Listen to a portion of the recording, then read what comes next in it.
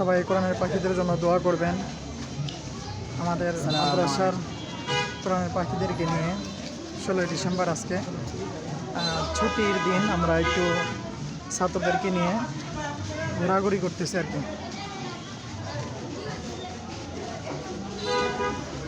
সবাই আমাদের কোরআনের পাখিদের জন্য দোয়া করবেন আর সবাই আমার পেজটা ফলো করে দেবেন।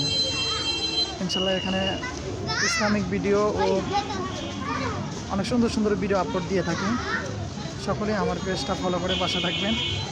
আসসালামু আলাইকুম।